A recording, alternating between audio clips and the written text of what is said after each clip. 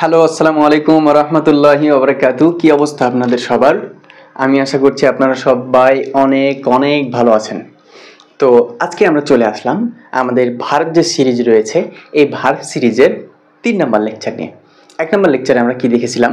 ১ number লেকচারে আমরা দেখেছি যে ভার্বটা আসলে কত প্রকার, কোন কোন বৈশিষ্ট্যের উপর ভিত্তি করে ভার্বগুলোকে ভাগ করা হয়েছে এবং কোনটার সাথে কি পার্থক্য, প্রাইমারিলি আমরা সেটা দেখছি।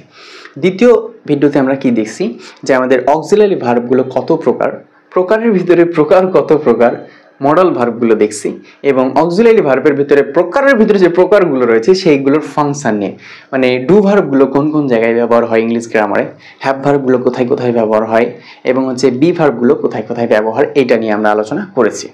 এবার তারই ধারাবাহিকতায় ৩ নম্বর সিরিজে আমরা আলোচনা করব কি ট্রানজিটিভ এবং ইনট্রানজিটিভ।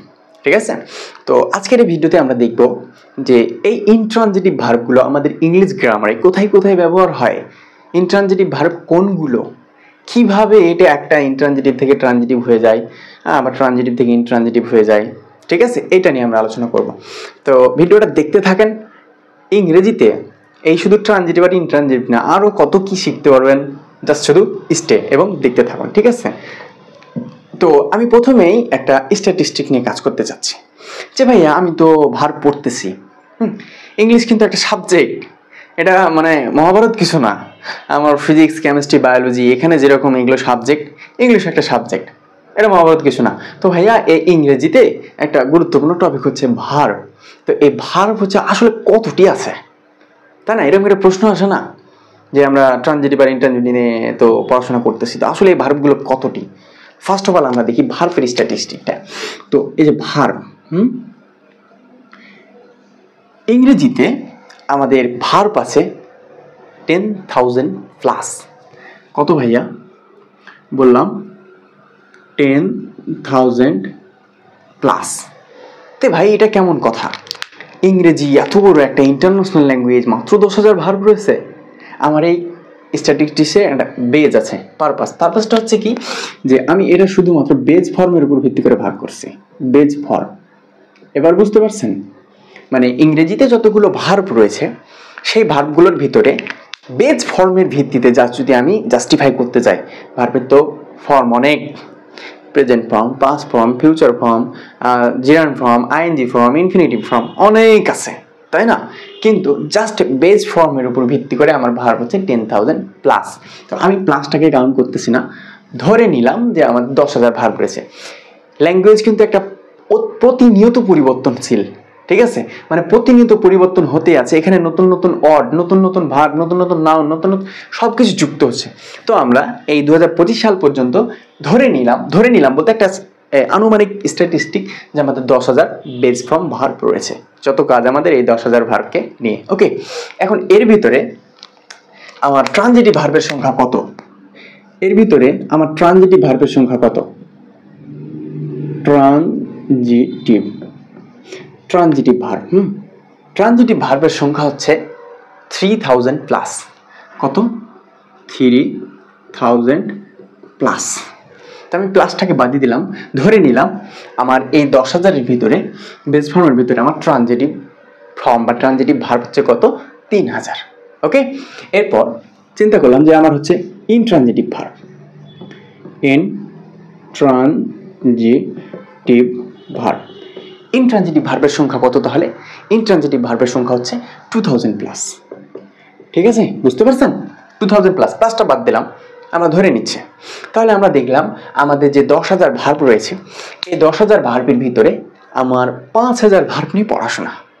ওই 5,000-এর ভিতরে 3,000 হচ্ছে ট্রানজিটিভ আর 2,000 হচ্ছে ইনট্রানজিটিভ। বুঝতে পারছেন? আরেকটা এখানে বিষয় আছে, সেটা হচ্ছে এমবি ট্রানজিটিভ নামে একটা ওয়ার্ড আছে। কি ভাই? Ambitransitive, ambitransitive, ambitransitive verb. Ambitransitive ভার্বটা কি? এমবি ট্রানজিটিভ ভার্বটা হচ্ছে যে উভয়, মানে ওই ভার্বটা আপনার কখনো ট্রানজিটিভ হিসেবে ব্যবহার হইতে পারে, কখনো ইনট্রানজিটিভ হিসেবে ব্যবহার হইতে পারে। বুঝতে পারছেন? এটা হচ্ছে এমবি ট্রানজিটিভ। তো ভাই আমার পরিসংখ্যান কত? 5,000, মানে ট্রানজিটিভ আর ইনট্রানজিটিভ টোটাল আমাকে কাজ করতে হবে 5,000। এই 5,000 ভার্বের ভিতরে 4,000 ভার্ব, 4,000 প্লাস ভার্ব 4000 প্লাস ভার্বের সংখ্যা হচ্ছে অ্যাম্বিট্রানজিটিভ, মানে ওই 5000 ভার্বের ভিতরে 4000 ভার্বই আমার ট্রানজিটিভ হইতে পারে এবং ইনট্রানজিটিভ হইতে পারে। তাহলে 1000 ভার্ব কি? ওই 1000 ভার্ব হচ্ছে, আমরা প্লাস বাদ দিলাম, ওই 1000 ভার্ব হচ্ছে যে কিছু কিছু ভার্ব রয়েছে যেগুলোকে আপনি কখনোই, ট্রানজিটিভ ভার্ব আছে তো, ওইটাকে আপনি কখনোই কোনোভাবে ইনট্রানজিটিভ করতে পারবেন না। আবার কিছু কিছু ইনট্রানজিটিভ ভার্ব রয়েছে যেগুলোকে আপনি কখনোই ট্রানজিটিভ করতে পারবেন না। এরকম ভার্বগুলোর সংখ্যা কত? 1000। তাহলে আমি একটা আইডিয়া গেস করে নিলাম যে শুধু ট্রানজিটিভ ভার্ব হয় 500 এবং শুধু ইনট্রানজিটিভ হয় 500, আমি তো ধরতেই পারি, তাই না? তো আমাদের ম্যাক্সিমাম পড়াশোনায় হবে ওই যে অ্যাম্বিট্রানজিটিভ নিয়ে, মানে একটা ভার্ব কখন ট্রানজিটিভ হয়ে যাচ্ছে, কখন ইনট্রানজিটিভ হয়ে যাচ্ছে। ওকে, তাই আমি আশা করি আপনারা বুঝতে পারছেন। আচ্ছা, একটা বিষয় ক্লিয়ার করে দিই যে কোন ভার্বগুলো শুধুমাত্র ট্রানজিটিভ হয় এবং কোনগুলো শুধুমাত্র ইনট্রানজিটিভ হয়, এই বিষয়টা আমরা ক্লিয়ার করে নিই। Transitive only verb, transitive only, transitive only verb কোনগুলো? ট্রানজিটিভ অনলি ভার্বগুলো হচ্ছে অ্যাকসেপ্ট,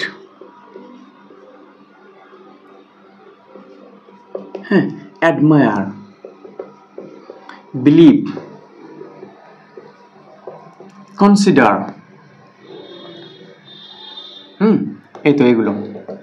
তো শুধুমাত্র ট্রানজিটিভ ভার্ব হবে, মানে এগুলোকে আপনি কখনোই ইনট্রানজিটিভ করতে পারবেন না। কি কি? অ্যাকসেপ্ট, অ্যাডমায়ার, বিলিভ, কনসিডার, এই ভার্বগুলো। হ্যাঁ, আরও আছে।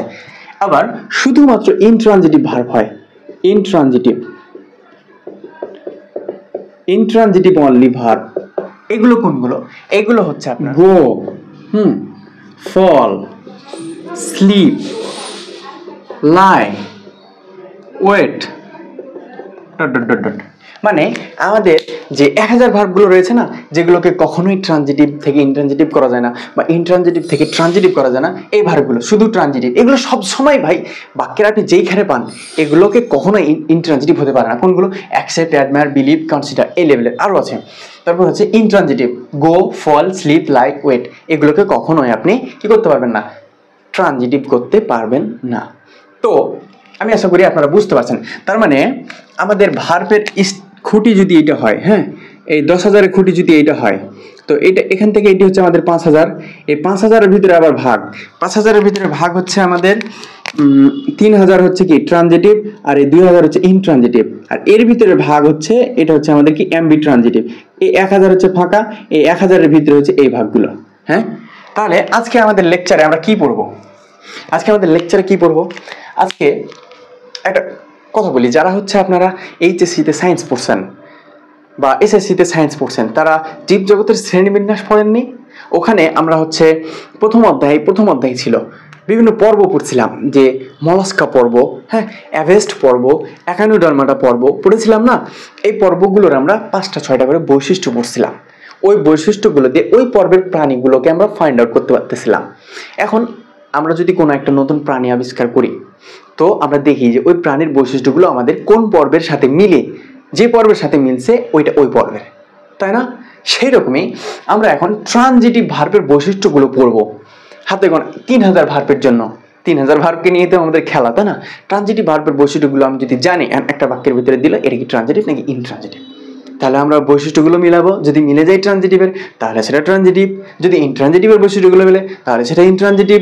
এবার বৈশিষ্ট্য মিলার পরে দেখব যে কিভাবে এবার একটা ট্রানজিটিভ ভার্ব কিভাবে ইনট্রানজিটিভ হয় এবং কিভাবে ইনট্রানজিটিভ ভার্বটা ট্রানজিটিভ হয়।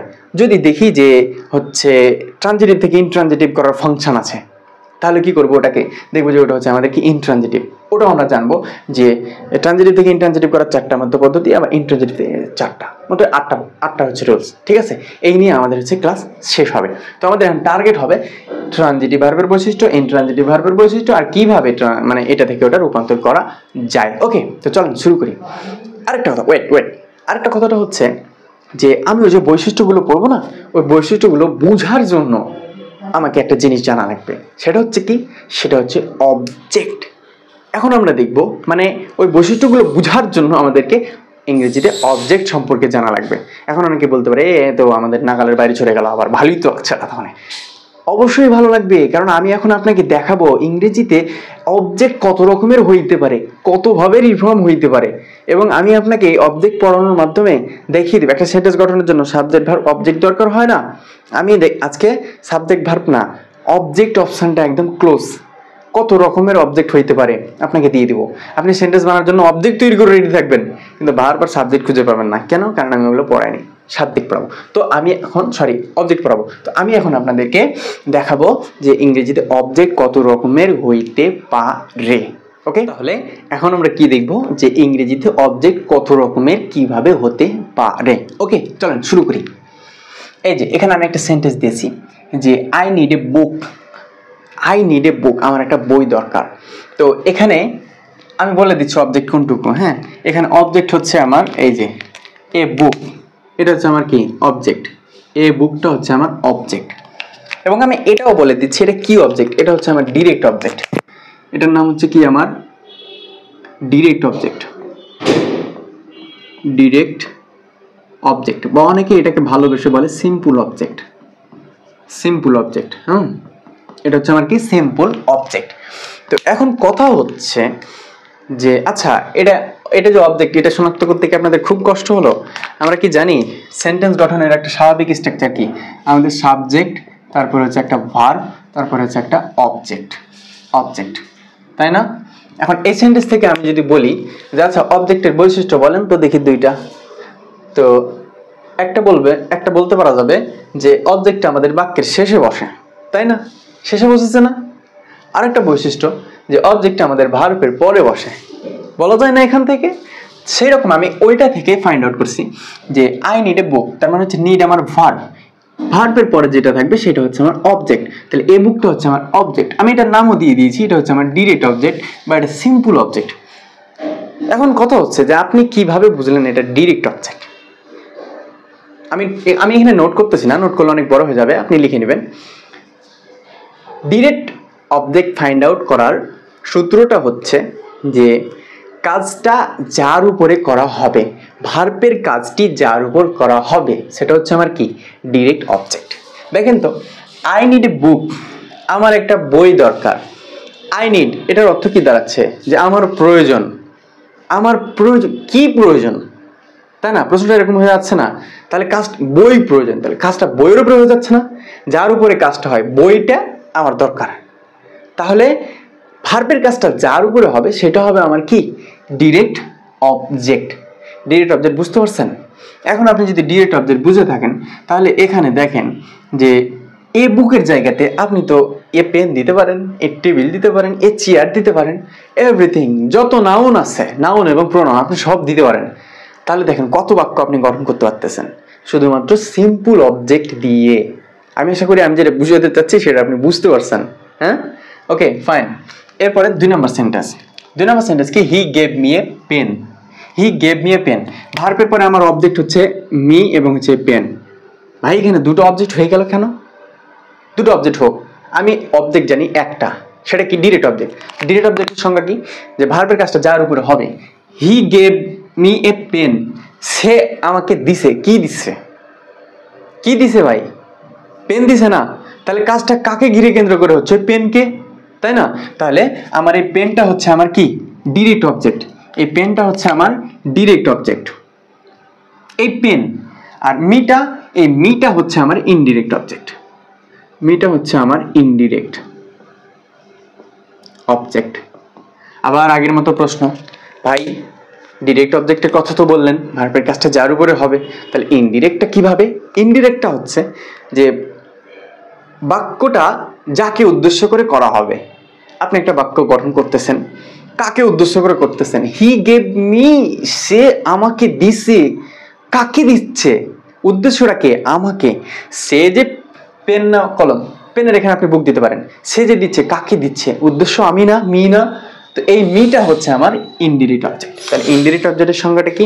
ইনডিরেক্ট অবজেক্টের সংজ্ঞাটা হচ্ছে এরকম যে যাকে উদ্দেশ্য করে কাজটা করা হচ্ছে। তাহলে আমি আশা করি আপনারা ইনডিরেক্ট অবজেক্টও বুঝতে পারছেন।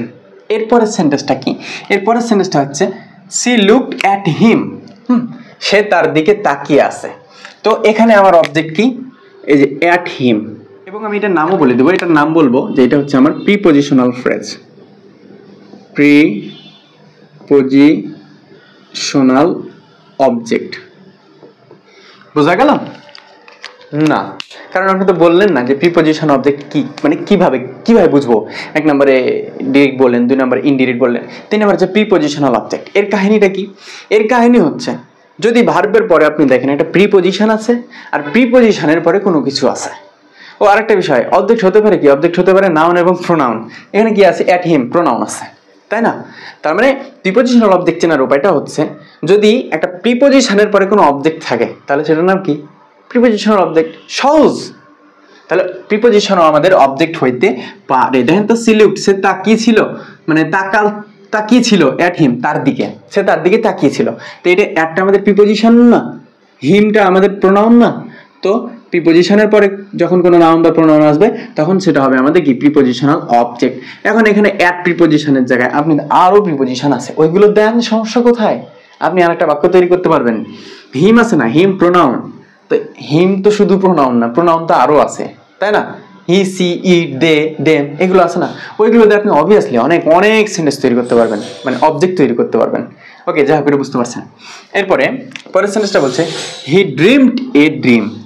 তাহলে এখানে অবজেক্ট কি? এটা ভার্ব, এ ড্রিম হচ্ছে আমার অবজেক্ট। এটার নাম কি? এই অবজেক্টটার নাম কি? এটার নাম হচ্ছে কগনেট অবজেক্ট। Cognate object.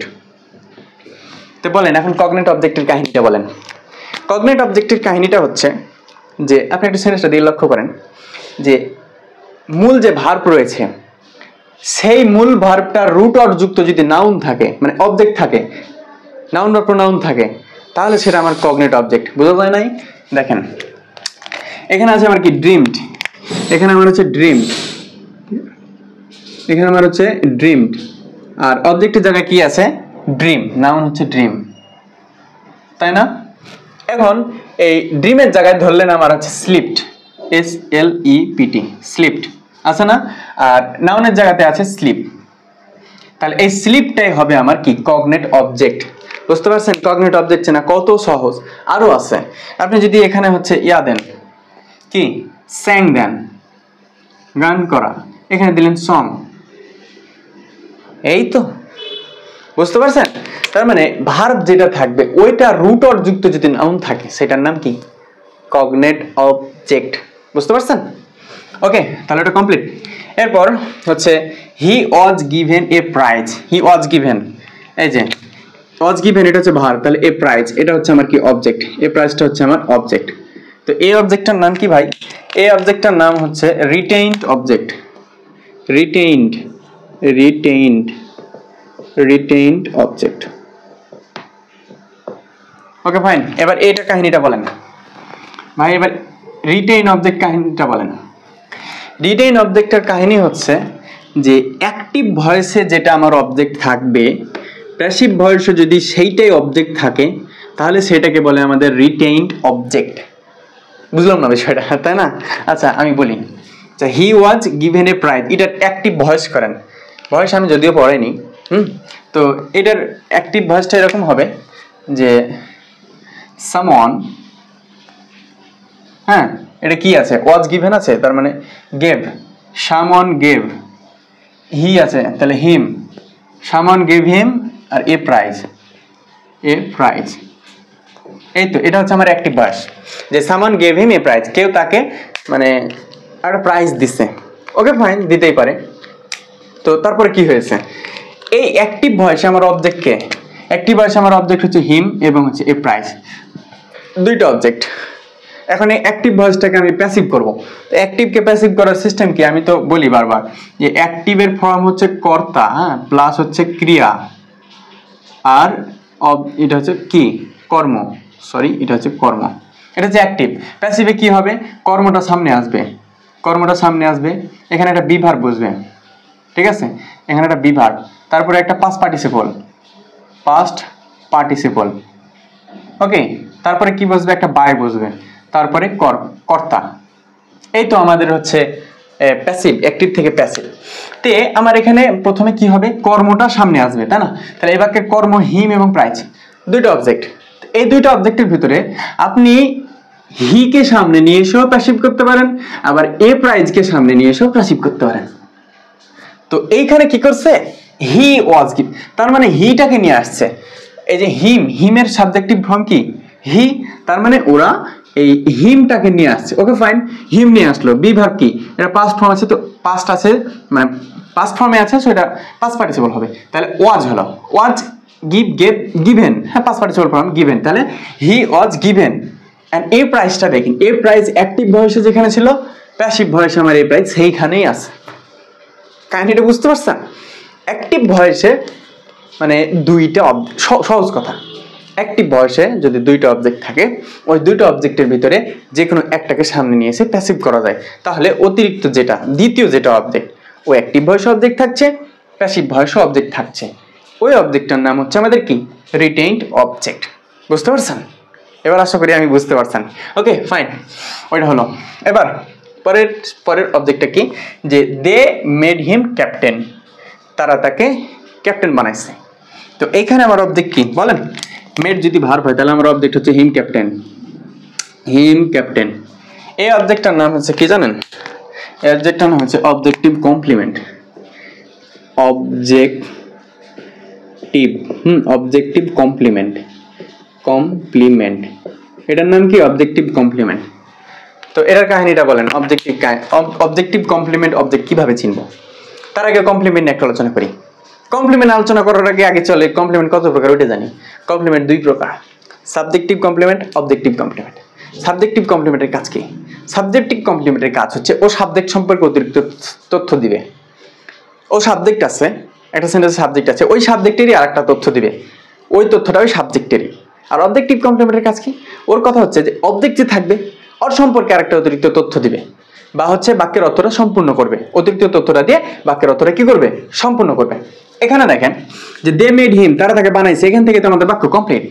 দে মেড হিম, তারা তাকে বানাইছে, অতটা কিন্তু পূর্ণ হয় নাই, কি বানাইছে এরকম একটা আকাঙ্ক্ষা চলে আসছে না, ওই কি এর উত্তর দিয়েছে আমাদের ক্যাপ্টেন।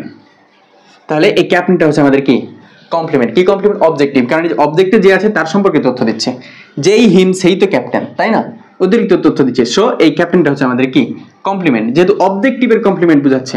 আচ্ছা, they made him captain, they made him captain, তারা তাকে ক্যাপ্টেন বানাইছে, মানে হিমটা যে, ক্যাপ্টেনটা তো সেই, তাই না, এইটাই হচ্ছে কমপ্লিমেন্ট, মানে যে আছে ওর সম্পর্কে একটা অতিরিক্ত তথ্য দিবে। তো অবজেক্ট সম্পর্কে একটা অতিরিক্ত তথ্য দিছে, সো এটা হচ্ছে আমাদের অবজেক্টিভ কমপ্লিমেন্ট। কাহিনীটা বুঝতে পারছেন, অবজেক্টিভ কমপ্লিমেন্ট অবজেক্টের, আশা করি খুব সহজে আপনি বুঝতে পারছেন। তো ওকে, আমাদের অবজেক্টিভ কমপ্লিমেন্ট অবজেক্টটাও বোঝা কমপ্লিট। এবার যেটা আছে সেটা হচ্ছে I want him to succeed. তো এখানে ওয়ানটা হচ্ছে আমার ভার্ব, তাহলে আমার অবজেক্ট কি, হিম টু সাকসিড, এটা হচ্ছে আমার কি অবজেক্ট। এই অবজেক্টটার নাম কি জানেন, এই অবজেক্টটার নাম হচ্ছে কমপ্লেক্স অবজেক্ট, এটার নাম হচ্ছে কমপ্লেক্স অবজেক্ট। তো ভাই বলেন এবার কমপ্লেক্স অবজেক্টের কাহিনীটা বলেন। কমপ্লেক্স অবজেক্টের কাহিনী বলার আগে কমপ্লেক্স অবজেক্টের স্ট্রাকচারটা জানি। কমপ্লেক্স অবজেক্টের স্ট্রাকচারটা হচ্ছে কি বলেন, নাউন বা প্রোনাউন। কি, নাউন বা প্রোনাউন, মানে প্রথমে একটা নাউন বা প্রোনাউন থাকবে, তারপর কি থাকবে, ইনফিনিটিভ, অথবা বেয়ার ইনফিনিটিভ,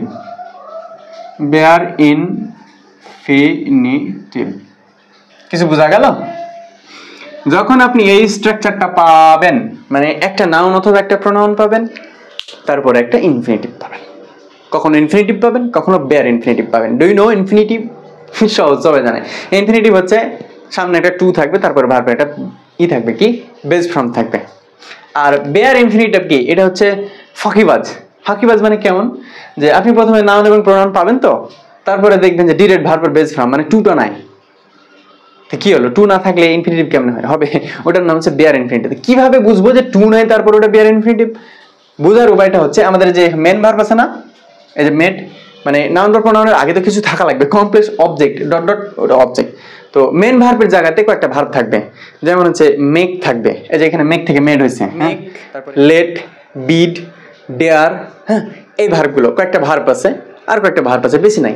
এই ভার্বগুলো যদি আমাদের এই যে মেন জায়গাতে থাকে, তাহলে সরি, এই যে এখানে ওয়ান্ট আছে, ওয়ান্ট, হ্যাঁ, তো এই ভার্বগুলো মানে আমি যেগুলো বললাম, এই যে বিড, লেট, মেক, ডিয়ার, নিয়ার, এই ভার্বগুলো যদি এখানে থাকে তাহলে এখানে আমার হবে বিয়ার ইনফিনিটিভ। তো যাই হোক, আমার যেহেতু এখানে বিয়ার ইনফিনিটিভ দেওয়া আছে, তো দেখেন একটা নাউন বা প্রোনাউন পাইছেন, এটা প্রোনাউন হচ্ছে আমার হিম, প্রোনাউন হিম, তারপর একটা infinitive to succeed.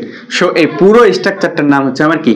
Complex object. Complex object. বলেন কোনো কিছু বুঝতে সমস্যা? এর চাইতে সহজ করে আর কি বোঝানো যায় বলেন? তাই আপনি কমপ্লেক্স, এখন যদি আপনাকে কি বলে কমপ্লেক্স অবজেক্ট গঠন করো, পারবেন না আপনি? একটা নাউন বা প্রোনাউন দেন, প্রোনাউন এখানে ওরা হিম দিছে, আপনি হি দেন, সমস্যা কোথায়? হি, ওরা টু দিছে, আপনি অন্য কিছু দেন, প্রিপোজিশনের তো অভাব নাই। আর এখানে সাকসিড দিছে, আপনি অন্য ভার্ব দেন, তাহলে তো হয়ে যায় ভাই। হাজার হাজার কমপ্লেক্স অবজেক্ট আপনি ইজিলি তুরি দিয়ে বানাতে পারবেন, ঠিক আছে না?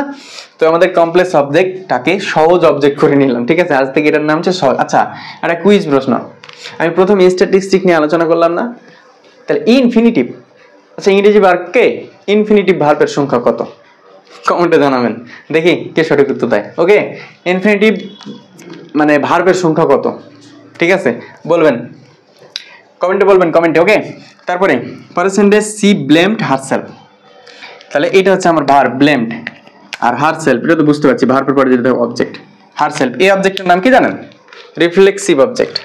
এটার নাম কি? রিফ্লেক্সিভ। রিফ্লেক্সিভ, এটার নাম হচ্ছে রিফ্লেক্সিভ অবজেক্ট। তো এটার কাহিনীটা বলেন। এটার কাহিনীটা হচ্ছে যে সাবজেক্ট যে থাকবে ওই যদি নিজেকেই অবজেক্ট হিসাবে বসায় দেয়, তাহলে সে অবজেক্টের নাম হচ্ছে কি? Reflexive object.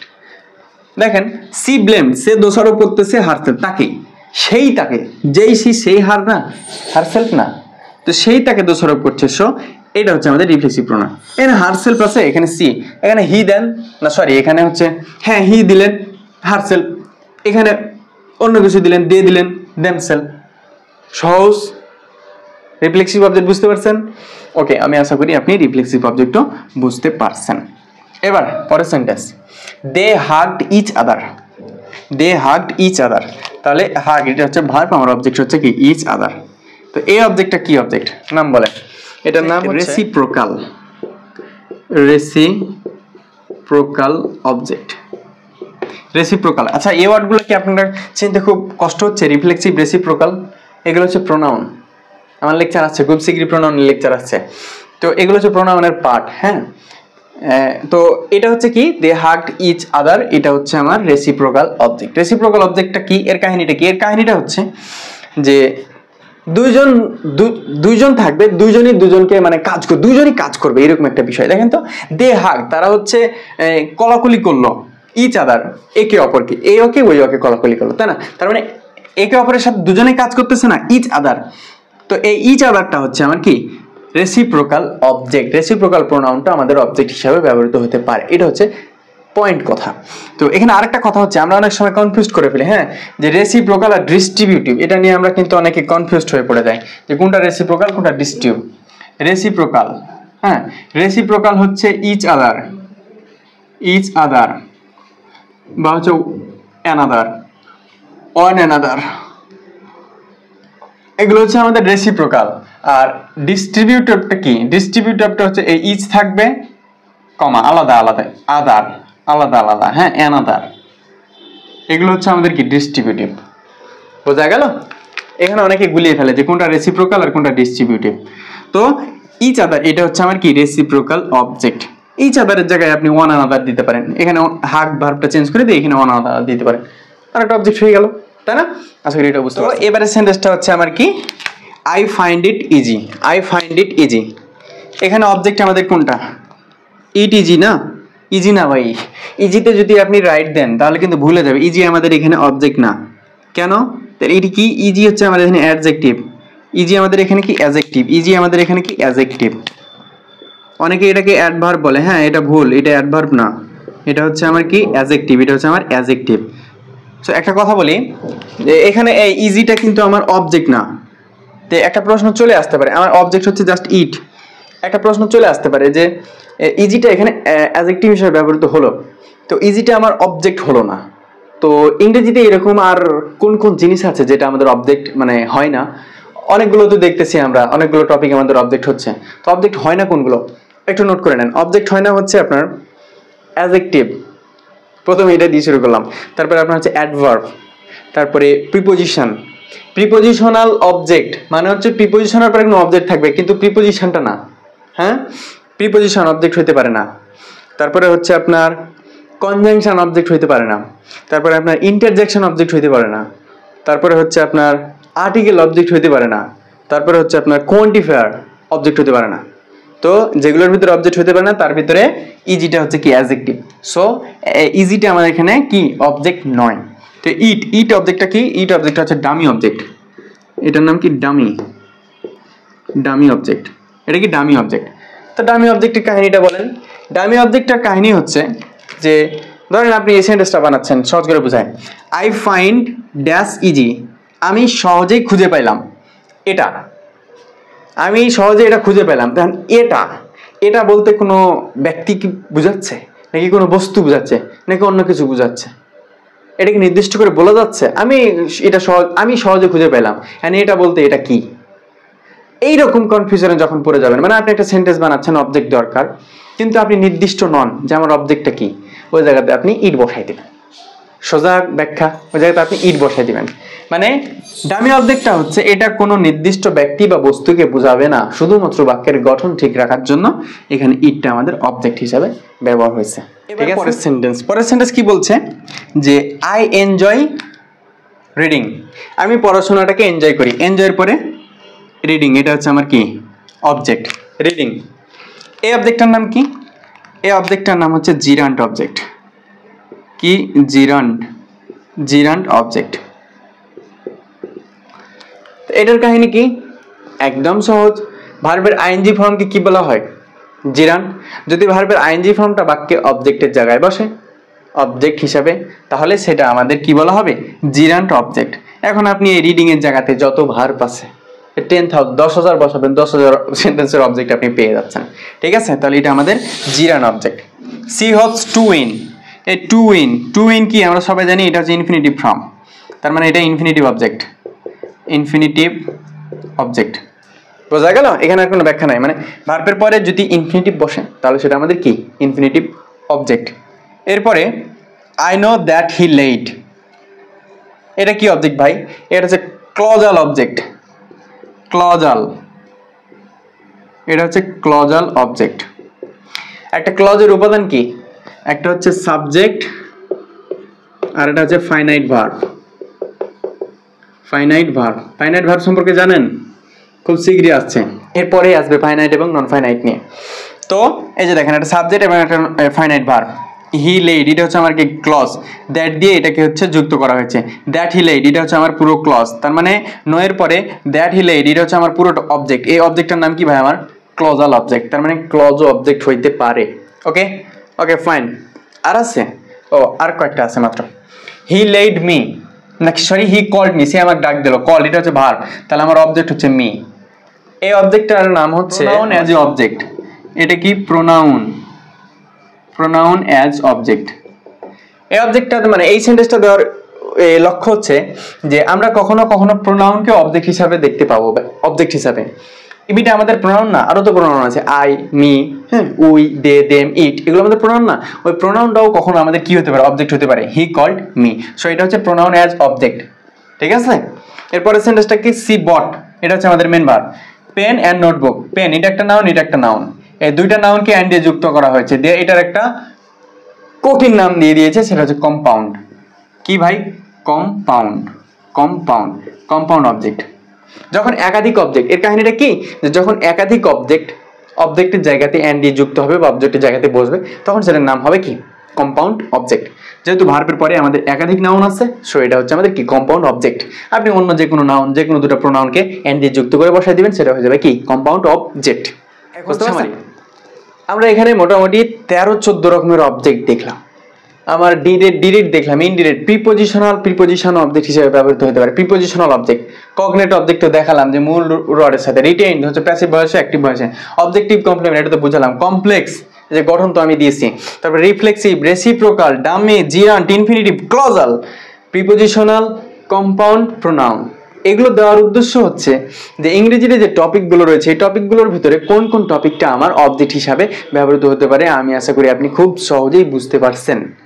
তো আমরা অবজেক্ট চিনে গেলাম, এখন আমরা চলে যাব ট্রানজিটিভের বৈশিষ্ট্য এবং ইনট্রানজিটিভের বৈশিষ্ট্য।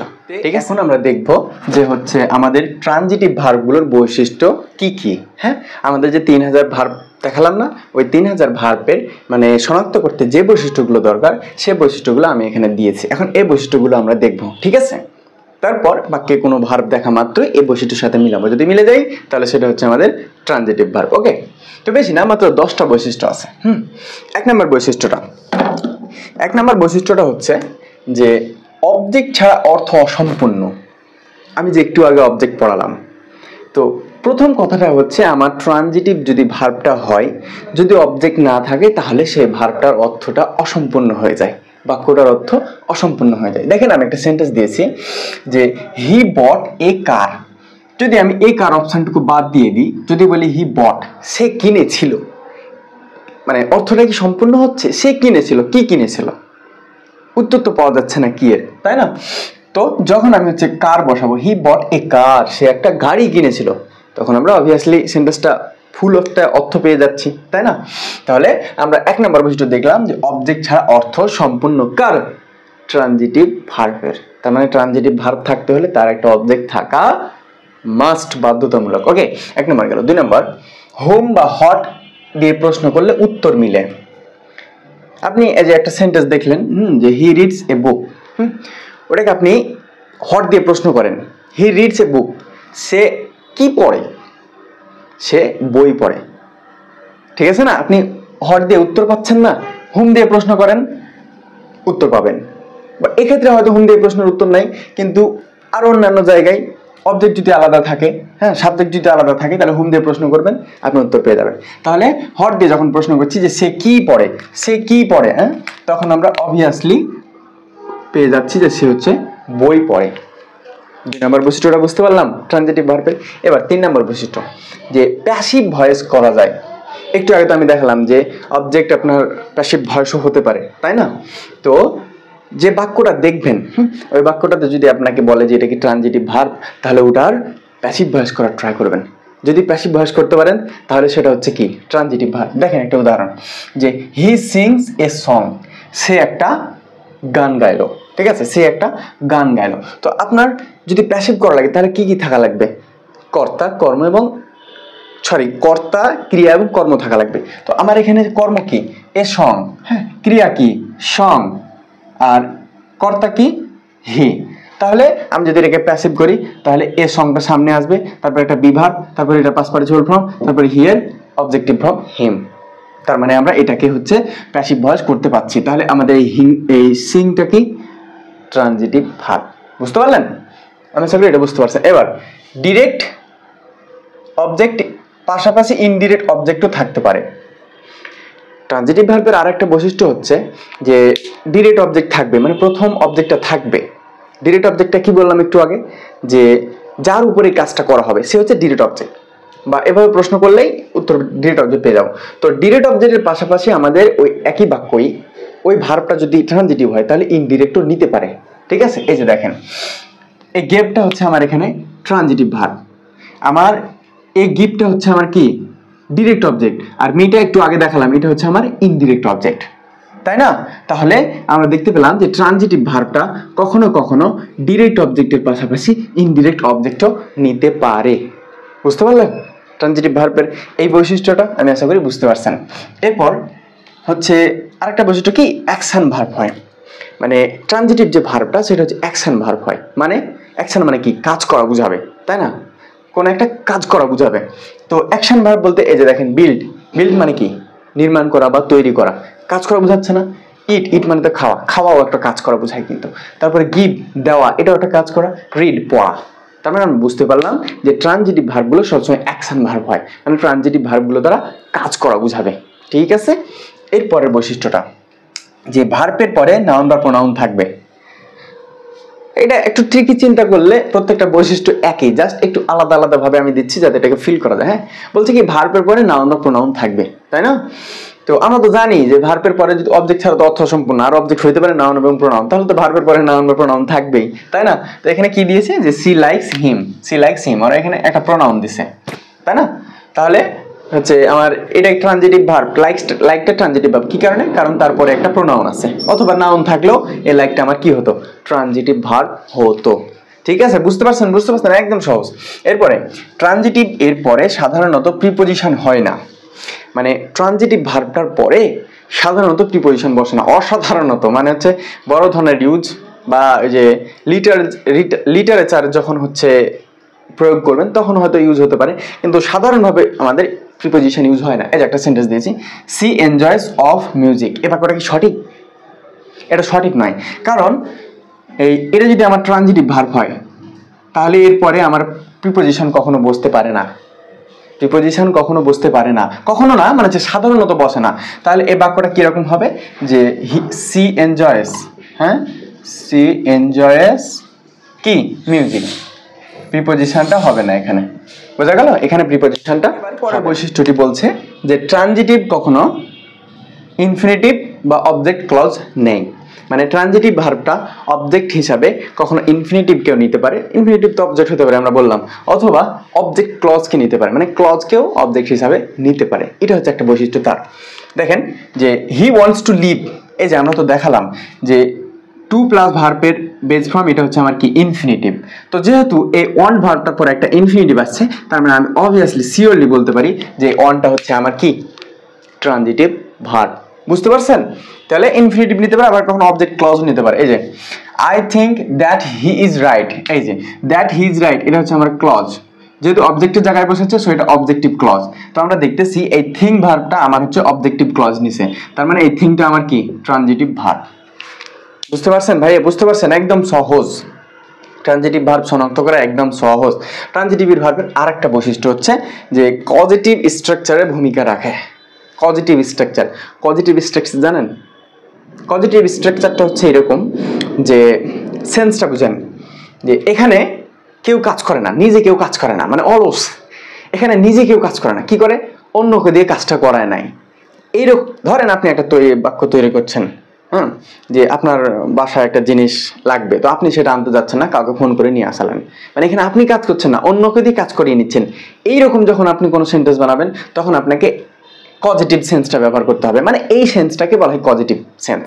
হ্যাঁ, পজিটিভ স্ট্রাকচার মানে যেখানে নিজে কেউ কাজ করে না, অন্যকে দিয়ে কাজ করিয়ে নেয়। ঠিক আছে, এই যে বাক্যটা দেখেন যে I got him to fix the car, মানে আমি তার দ্বারা ফিক্স কারটা মেরামত করে নিলাম, মানে সে করলো না, তার কারটা যে পরিষ্কার করা লাগবে গাড়িটা সে করলো না, হিম তাকে দিয়ে কাজটা করায় নিল। ঠিক আছে, তো এটা হচ্ছে তাহলে পজিটিভ স্ট্রাকচার। এটা যেহেতু একটা positive structure, him to the car, হ্যাঁ, সো এই যে গডটা কি আমাদের ট্রানজিটিভ নাকি ইন্ট্রানজিটিভ? যেহেতু আমরা দেখতে পাচ্ছি যে কারটা সে নিজে মেরামত করেনি, অন্য কাউকে দিয়ে মেরামত করিয়ে নিয়েছে, সো এটা হচ্ছে আমাদের একটা পজিটিভ স্ট্রাকচার। আর পজিটিভ স্ট্রাকচার থাকার কারণে এই গডটা হচ্ছে আমার কি? Transitive verb. বুঝতে পারছেন? তো এই যে কোন ভার্বগুলো দ্বারা এর পজিটিভ স্ট্রাকচার গঠন করা হয়? এই যে এইরকম ভার্বগুলো দিয়ে, মেক, হ্যাঁ, লেট, হ্যাভ, গেট। এই যে গেটটা তো এখানে আসছে গট হিসাবে, মানে এই ভার্বগুলো হচ্ছে আপনার কি করে? যে নিজে কাজ করে না, অন্যকে দিয়ে কাজ করে না, এরকম বাক্যে ব্যবহার হচ্ছে। লাস্ট বৈশিষ্ট্য যে জিরান্ট বা অবজেক্টিভ কমপ্লিমেন্টও নিতে পারে, মানে এই ট্রানজিটিভ ভার্বটা অবজেক্ট হিসাবে কখনো জিরান্টকে বা কখনো হচ্ছে আমার কি অবজেক্টিভ কমপ্লিমেন্টকেও নিতে পারে। জিরান্ট যে অবজেক্ট হতে পারে ওটা তো দেখালাম একটু আগে। তো দেখেন হি এনজয়স রিডিং, তো এটা কি আমাদের জিরান্ট না? জিরান্টটা কিসের মতো কাজ করে? নাউনের মতো। জিরান্ট আর পার্টিসিপলটা অ্যাডজেক্টিভের মতো কাজ করে। তো দেখলাম যে জিরান্টকে নাউন অবজেক্ট হিসাবে নিচ্ছে। আবার অবজেক্টিভ কমপ্লিমেন্ট, হিম প্রেসিডেন্ট, মানে যেই হিম সেই হচ্ছে প্রেসিডেন্ট। ঠিক আছে, যেই হিম সে হচ্ছে প্রেসিডেন্ট। সো আমাদের এনজয়স, ইলেক্টেড এগুলো হচ্ছে কি? Transitive verb. তো আমাদের ট্রানজিটিভ যে 3000 ভার্ব রয়েছে, সেই ভার্ব এখানকার কোনো ভার্বকে যদি বলে যে এটা কি ট্রানজিটিভ নাকি ইন্টারজেক্টিভ, সো আমরা হচ্ছে এই ট্রানজিটিভের বৈশিষ্ট্যটি একটু মুখস্থ করে রাখবো মাথায়, দিয়ে হচ্ছে মিলাবো, বুঝবো যে হ্যাঁ এখানে কি এই বৈশিষ্ট্যটির ভিতরে এটা আছে, তাহলেই সে ভার্বটা আমার কি হয়ে যাবে? ট্রানজিটিভ ভার্ব হয়ে যাবে। ওকে, এখন আমরা দেখবো ইনট্রানজিটিভ ভার্বগুলো কি করে শনাক্ত করতে পারি। ওকে, এবার তাহলে চলে আসলাম ইনট্রানজিটিভ ভার্ব নিয়ে। এতক্ষণ আমরা দেখলাম যে কোন কোন বৈশিষ্ট্যগুলো দিয়ে আমরা ট্রানজিটিভ ভার্ব শনাক্ত করতে পারি। এখন আমরা দেখব যে কোন কোন বৈশিষ্ট্যগুলো দিয়ে আমরা ইনট্রানজিটিভ ভার্ব শনাক্ত করতে পারি। ওকে, চলেন শুরু করি। আপনাকে বলা হলো যে হি স্লিপস পিসফুলি, সে শান্তিতে ঘুমাচ্ছে। তো এই ভার্বটা কি, ট্রানজিটিভ নাকি ইনট্রানজিটিভ? ইনট্রানজিটিভের ভার্বের একটা বৈশিষ্ট্য আমরা জানি, অবজেক্ট গ্রহণ করে না। ইনট্রানজিটিভ ভার্ব কখনো অবজেক্ট গ্রহণ করে না, আর ট্রানজিটিভ অবজেক্ট গ্রহণ করে। দেখলাম তো আমরা। তো ভাই এখানে তো দেখা যাচ্ছে যে এই যে পিসফুলি তো একটা অবজেক্ট, পিসফুলি তো একটা অবজেক্ট, ভার্বের পরে যেটা থাকে সেটা তো অবজেক্ট হয়, তাই না? আপনি যদি পিসফুলিকে অবজেক্ট বলছেন তাহলে আপনার কপালে মাইর আছে, কারণ পিসফুলিটা হচ্ছে অ্যাডভার্ব। অ্যাডভার্ব কখনো অবজেক্ট হইতে পারে না। আরো কোন কোন বিষয়গুলো অবজেক্ট হতে পারে না হচ্ছে আপনার adjective, adverb, preposition, conjunction, interjection, article, modifier, এগুলো কখনো অবজেক্ট হইতে পারে না। তার ভিতরে পড়ে গেছে হচ্ছে আমাদের অ্যাডভার্ব। সো এই পিসফুলিটা আমাদের অ্যাডভার্ব নয়। তাহলে আমাকে যদি বলে এই স্লিপটা ট্রানজিটিভ নাকি ইনট্রানজিটিভ, অবশ্যই এটা হচ্ছে আমার কি, অবশ্যই এটা হচ্ছে আমার ইনট্রানজিটিভ। কারণ আমরা জানি ইনট্রানজিটিভ ভার্বটা কখনো অবজেক্ট গ্রহণ করে না, এটা অবজেক্ট না, এটা হচ্ছে অ্যাডভার্ব। ওকে, এক নম্বর। দুই নম্বর বৈশিষ্ট্যটা কি? দুই নম্বর বৈশিষ্ট্য হচ্ছে যে ভার্বের পরে অ্যাডভার্ব অথবা প্রিপোজিশন আসবে।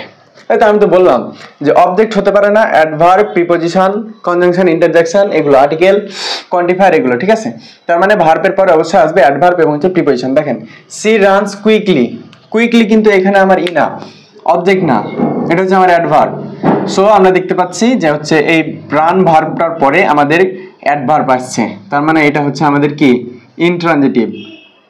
আগেরটার দিকে যদি চিন্তা করেন যে অ্যাডভার্ব হচ্ছে আপনার অবজেক্ট হতে পারে না, তার মানে এই ভার্বটার অবজেক্ট নাই, অবজেক্ট নাই, এই কারণে ইনট্রানজিটিভ, যেভাবে আপনি আর কি কল্পনা করতে পারেন।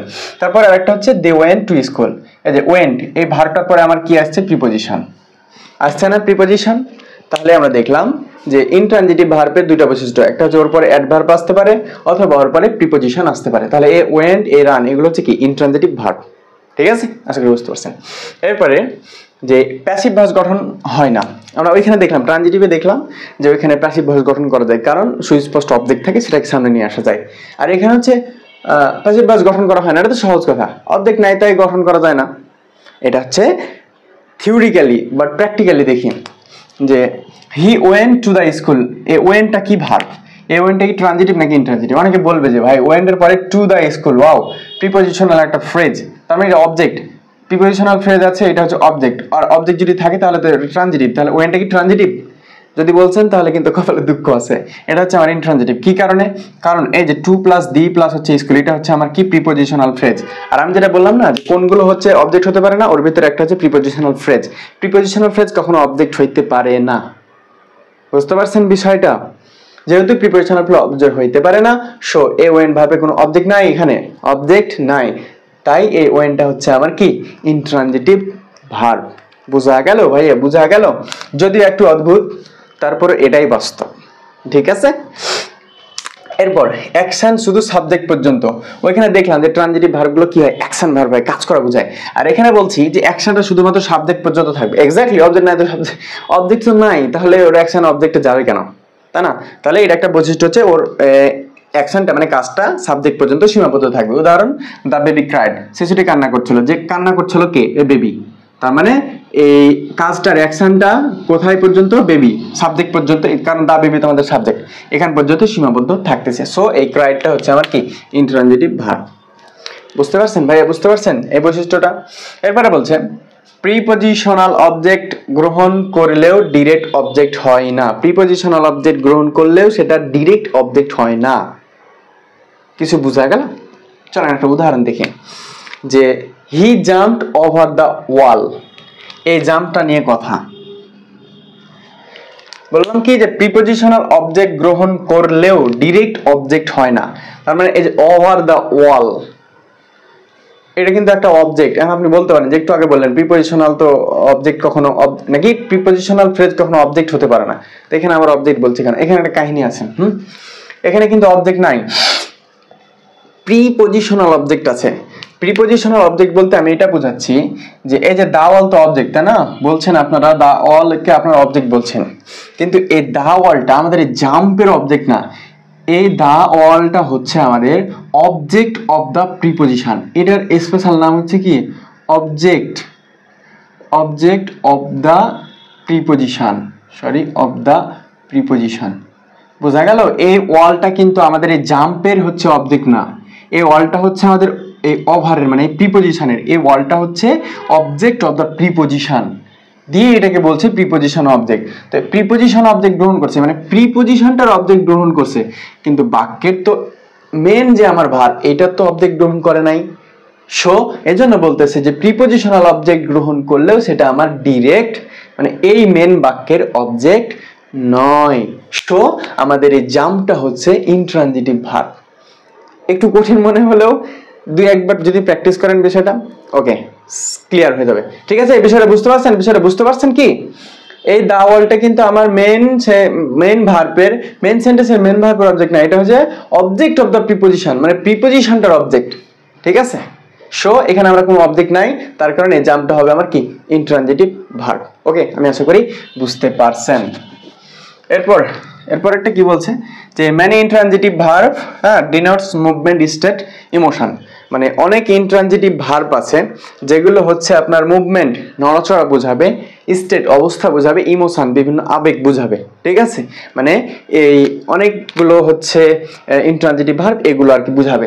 যদি মুভমেন্টের কথা বলি যে গো একটা ইনট্রানজিটিভ ভার্ব, যাওয়া, কাম, আসা, এগুলো যাওয়া আসা মুভমেন্ট বোঝাচ্ছে না, এগুলো হচ্ছে আমার ইনট্রানজিটিভ ভার্ব। তারপরে হচ্ছে অবস্থা বোঝাবে, স্লিপ সে ঘুমিয়ে আছে, লাইভ সে জীবিত, তাই না, সে হচ্ছে জীবিত, এগুলো হচ্ছে তার অবস্থা বোঝাচ্ছে। লাফ, ক্রাই এগুলো হচ্ছে ইমোশন, কেউ মোটিভেটেড হলেই তো হাসে, তাই না, বা কিছু কিছু মোটিভেট হাসে, কিছু কিছু কান্না, তারপর হচ্ছে ক্রাই কান্না করতেছে, দুঃখের কোনো সংবাদ পেলো সে হচ্ছে কান্না করছে। তার মানে আমরা দেখলাম যে কিছু কিছু ইনট্রানজিটিভ ভার্ব আপনার মুভমেন্ট, স্টেট এবং ইমোশন বোঝাবে। ওকে ওকে কমপ্লিট।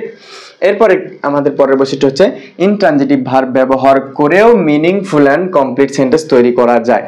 যে ভাই একটা মিনিংফুল সেন্টেন্স যদি তৈরি করতে যাই আমি, তাহলে তো সাবজেক্ট, ভার্ব এবং অবজেক্ট থাকা লাগবে। যদি আমার অবজেক্টই না থাকে তাহলে কি একটা মিনিংফুল বা কমপ্লিট সেন্টেন্স তৈরি করা যাবে? হ্যাঁ, অবভিয়াসলি যাবে। কিভাবে? এই যে দেখেন এক্সাম্পল, সুন্দর একটা এক্সাম্পল দিয়ে রাখছে যে বার্ড ফ্লাই, পাখিরা উড়ে।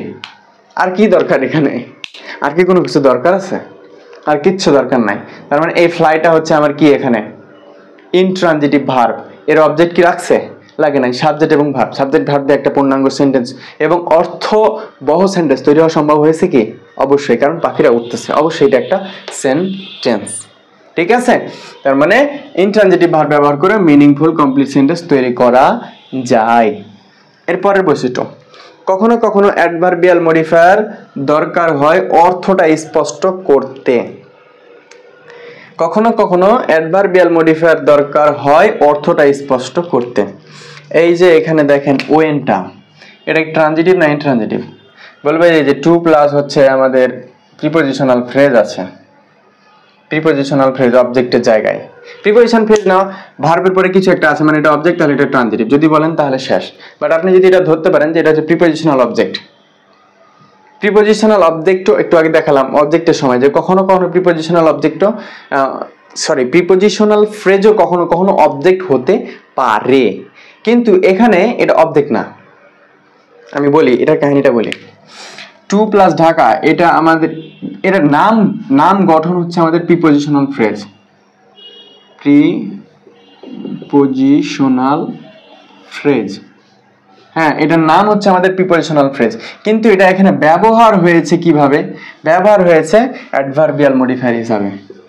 অ্যাডভার্বিয়াল মডিফায়ার হিসাবে।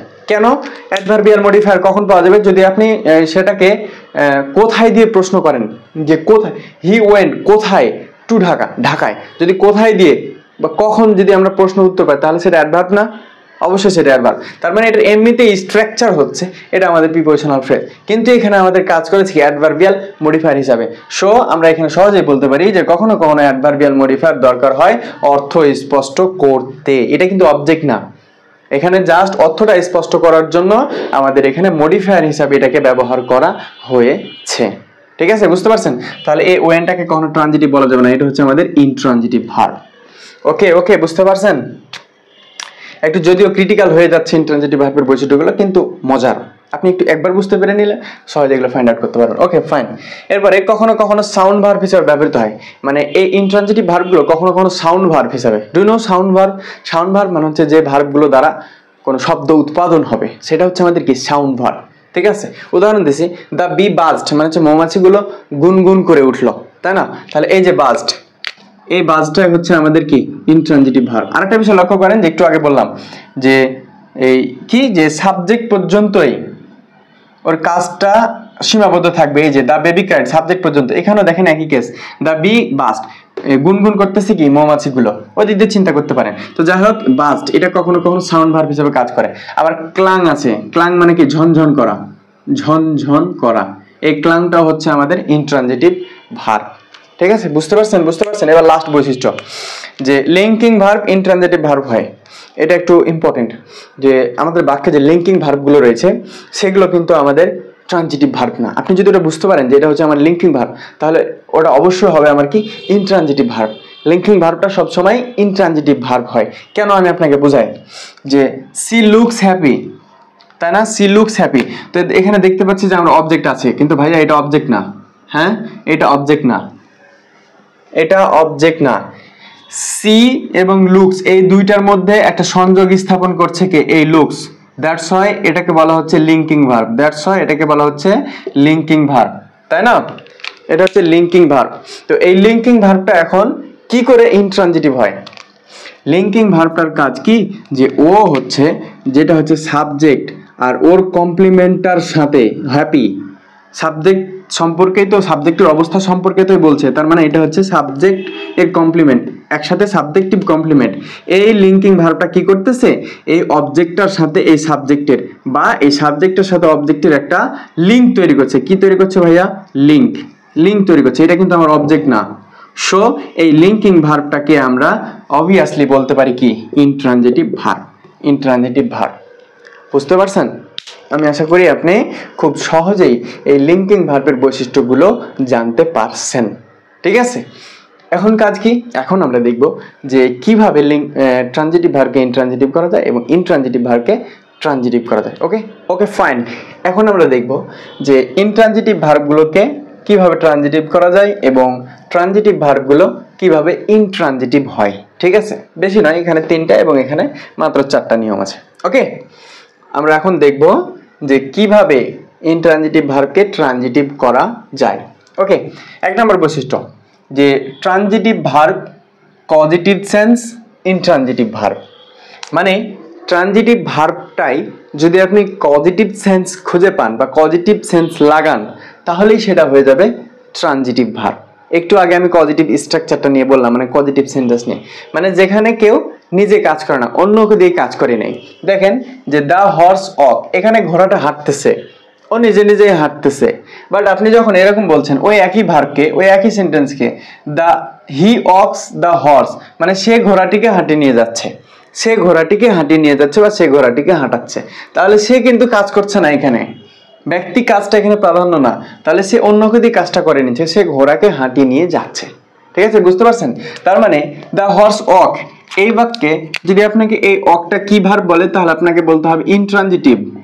আর এই ওয়াকসটা এই বাক্যে যদি বলেন, তাহলে সেটা হয়ে যাবে আমাদের কি ট্রানজিটিভ। বিষয়টা বুঝতে পারছেন? একই ভার্ব, কিন্তু যখনই আপনি সেটাতে পজিটিভ সেন্সটা অ্যাড করবেন, তখনই সেটা ইনট্রানজিটিভ থেকে হয়ে যাবে ট্রানজিটিভ ভার্ব। ওকে, এরপর বলছে যে preposition add after intransitive verb, মানে ইনট্রানজিটিভ ভার্বটার পরে যদি আপনি প্রিপোজিশন যুক্ত করেন, তাহলেই সেটা আমাদের হয়ে যাবে কি ট্রানজিটিভ ভার্ব। দেখেন, please look into the matter, এই লুকটা কিন্তু আমাদের এমনিতেই কি ইনট্রানজিটিভ ভার্ব, এমনিতে আমাদের ইনট্রানজিটিভ ভার্ব, কিন্তু যখনই তার সাথে যে পরে প্রিপোজিশন অ্যাড করে দিয়েছেন লুক ইনটু, তখনই এই ভার্বটার ইনট্রানজিটিভ থাকেনি, সেটা আমাদের হয়ে গেছে কি ট্রানজিটিভ ভার্ব, সেটা আমাদের হয়ে গেছে ট্রানজিটিভ ভার্ব। বুঝতে পারছেন?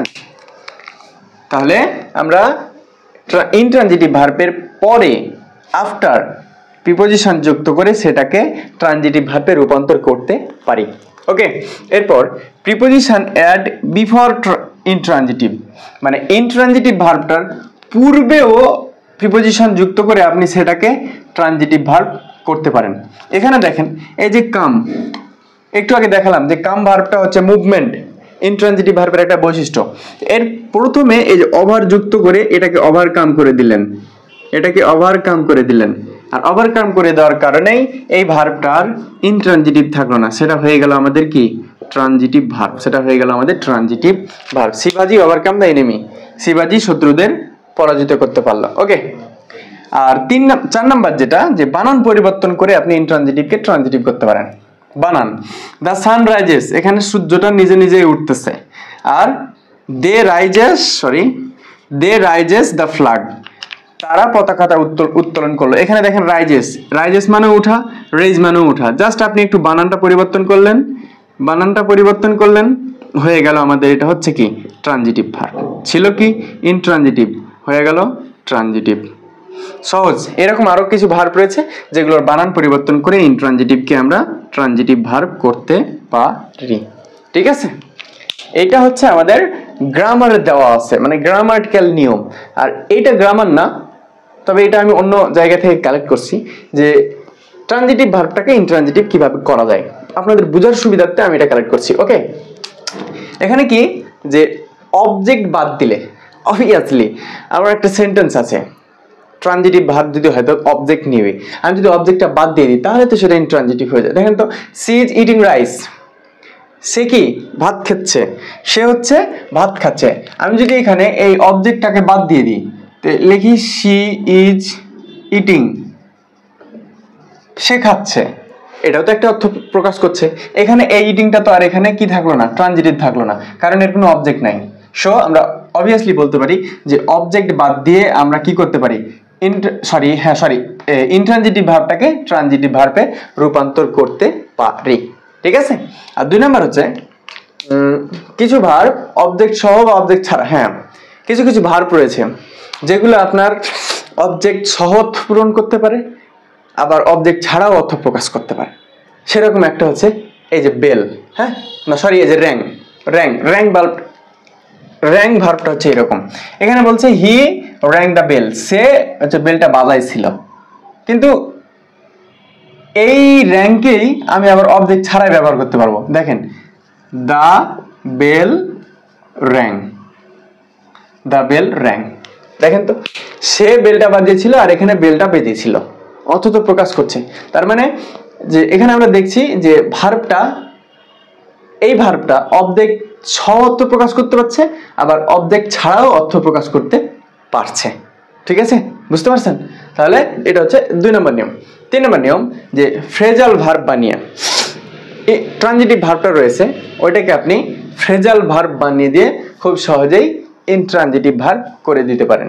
যে হি ব্রোক দ্য মেশিন, সে মেশিনটা ভাঙছে, হ্যাঁ ভেঙে ফেলছে। আপনি যদি এটাকে দ্য মেশিন ব্রোক ডাউন করেন, এই যে ফ্রেজাল ভার্ব বানিয়ে দিলেন। ব্রোক ডাউন এটা হচ্ছে কি আমাদের ফ্রেজাল ভার্ব বা হচ্ছে গ্রুপ ভার্ব। সো এইটা হচ্ছে আমাদের কি ট্রানজিটিভ, কারণ এখানে অবজেক্ট আছে, এটা হচ্ছে অবজেক্ট, আর এখানে কোনো অবজেক্ট নাই। এই ভার্বের কাজটা সাবজেক্ট পর্যন্ত সীমাবদ্ধ এবং অবজেক্ট নাই। সো এটা হচ্ছে ব্রেকডাউনটা আমাদের কি ইনট্রানজিটিভ ভার্ব। তো বুঝতে পারছেন? এরই মাধ্যমে আমরা হচ্ছে আমাদের এই লেকচারটা শেষ করলাম। আমরা প্রথমে দেখলাম স্ট্যাটিস্টিক্স, যে আমাদের কতগুলো ট্রানজিটিভ বা ইনট্রানজিটিভ বা অ্যাম্বিট্রানজিটিভ ভার্ব রয়েছে। ওকে, তারপরে আমরা দেখলাম যে আমাদের ইংরেজিতে কত রকমের হচ্ছে অবজেক্ট হইতে পারে। আমি বড় দাগে ডিরেক্ট এবং ইনডিরেক্ট অবজেক্ট দেখাইতে পারতাম, কিন্তু আপনাদেরকে অবজেক্টটা ফিল করার জন্য, সেন্টেন্স বানানোর জন্য আমরা অবজেক্ট খুঁজে পাই না। আসলে কোন কোন বিষয়গুলো অবজেক্ট হয় সেটা জানানোর জন্য সব কিছু খুঁটিনাটি পড়ালাম। তারপরে পড়ালাম যে এই 3000 ট্রানজিটিভ ভার্ব শনাক্ত করার জন্য আমাদের কোন কোন বৈশিষ্ট্যগুলো জানা লাগবে। তারপরে পড়ালাম 2000 বৈশিষ্ট্যগুলো জানার জন্য আমাদের 2000 ইনট্রানজিটিভ ভার্বের বৈশিষ্ট্যগুলো পড়ালাম, যে কোন কোন বৈশিষ্ট্যগুলো জানলে আমরা ওইটাকে ইনট্রানজিটিভ ভার্ব বলতে পারি। তারপরে পড়লাম হচ্ছে অ্যাম্বিট্রানজিটিভ, মানে একটা ভার্বকে কিভাবে আরেকটা ভার্বে রূপান্তর করা যায়। তো আমি মনে করি এই ক্লাসটা করার পর আপনার শুধু ট্রানজিটিভ আর ইনট্রানজিটিভ না, ইংলিশের আরো অন্যান্য টপিকগুলো সুন্দরভাবে আপনি ফিল করতে পারছেন, বুঝতে পারছেন। তো এখানে আজকের মতো এখানেই লেকচার শেষ। দেখা হবে পরবর্তীতে নন ফাইনাইট এবং ফাইনাইট ভার্ব নিয়ে। সবাই সুস্থ থাকবেন, ভালো থাকবেন। আসসালামু আলাইকুম।